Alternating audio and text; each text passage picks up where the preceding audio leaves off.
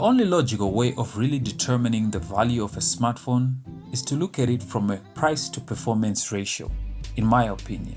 The Nokia 3 was part of a new batch of phones that were introduced back in 2017 under the HMD Global brand. This also marked a move to Android. So the Nokia 3 symbolized the return of a giant, but did the expectation match the reality? For the avoidance of doubt, the Nokia 3 was or is a budget smartphone. At launch, you could buy this device for roughly $100, depending on the region. These days, you can pick one up for roughly $70, mostly in used condition on eBay and Amazon. When you pick up the phone, one thing you quickly realize is that the Nokia 3 is a bit weighty. It feels like you're actually holding a premium device. The phone weighs 140 grams. This is because of the aluminum frame, which we don't normally see even on recent smartphones in this budget range. The back is also made of plastic, which is a nice matte finish. You also get an f2.0 8-megapixel main camera, plus an LED flash. More on that later on. On the front, you get a 5-inch LCD display, which is 1280 by 720p.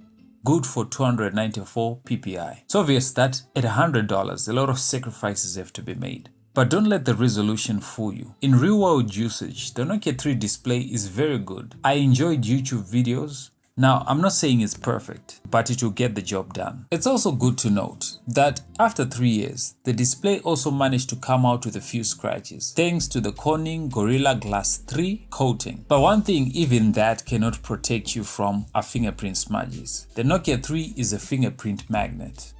If you browse Nokia 3 forum threads, one thing you see most Nokia 3 users talking about is the durability of the device. And I have to agree with them. In typical Nokia fashion, this device is built to last. For its price, I mean. Most budget devices in this bracket after 3 years would mostly be unusable. But what I feel they did with the Nokia 3 was to make sacrifices in the right places. Well, mostly. The processor is definitely one of those areas where sacrifices were made to keep the price of this phone low. So let me tell you my experience. I had roughly 60% of battery left and the display was fairly bright and I was playing the light version of PUBG. I only managed to put in 3 gameplays and the battery was dead.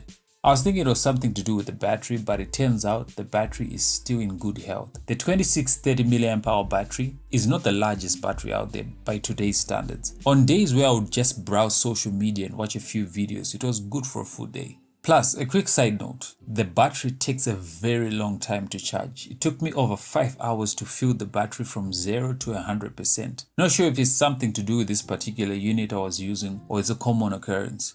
If you're a Nokia 3 user, please share with us your experience on the battery side. Leave a comment down below. So, back to the Nokia 3's performance. This phone is not good for processor-intensive tasks. Turns out the MediaTek 6737 1.4 GHz processor is built on a 28nm process, which basically means it's not the most efficient processor out there. Couple that with the Mali T720 GPU, which I'm sure when it was launched was probably capable of handling tasks with ease. But I managed to install PUBG Mobile Lite and clearly the GPU struggled. I experienced a lot of dropped frames and I also played Clash Royale on the Nokia 3 and it crashed a few times. On Geekbench 5, the Nokia 3 scored 105 on the single core score and 347 on the multi-core score, which is a far cry by today's standards. But again, for the price to performance ratio, I actually salute the Nokia 3. The phone is 2 gigs of RAM, by the way, which makes matters worse.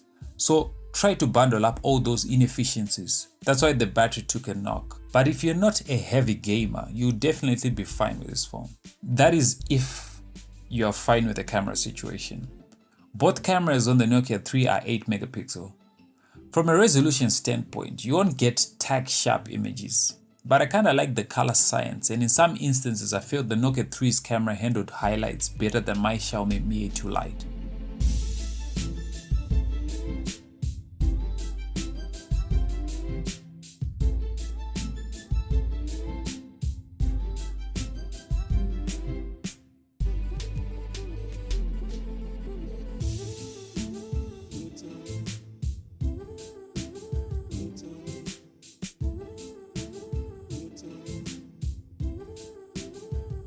On the video front, both cameras shoot in 720p maxed out. Stabilization is meh. If it was 1080p, it would have made the Nokia 3 very easy to recommend.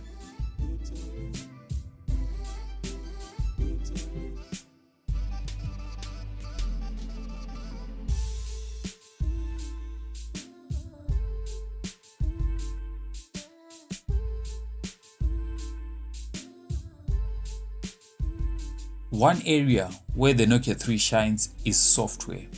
At launch, the phone was running on Android 7 Nougat, but this particular unit is running on Android 9 Pie. Plus, monthly security updates are still coming through. Nokia decided to give users a stock experience, which is a plus in my opinion. Only a few Nokia apps come included. In terms of network reception, the Nokia 3 is excellent. This is for both Wi-Fi and GSM. Call quality as well is excellent. The phone comes with FM radio. In terms of the loudspeaker, there's nothing loud about the speaker, sadly. Let me play you a sample and you be the judge. So in today's video, I want to show you how you can magnify things in Adobe Premiere Pro CC. But before we do that, if you're new to the channel, please consider subscribing, and if you do eventually end up liking the video, please hit that like button. In a nutshell, the Nokia 3 years later is a good phone for moderate users. Would I recommend it? You be the judge. Here's why. The phone has already reached its software update lifespan. The processor is now very old. For the same price, I'll probably steer you towards other newer devices in the same price bracket, with higher res cameras, bigger and better batteries, and the cameras will at least record footage in 1080p. But in the same vein, if prices drop further than $70, it might be a good buy. Now, you can get the Nokia 3 in 4 colors: silver white, matte black, tempered blue, which is the one we're using, and copper white.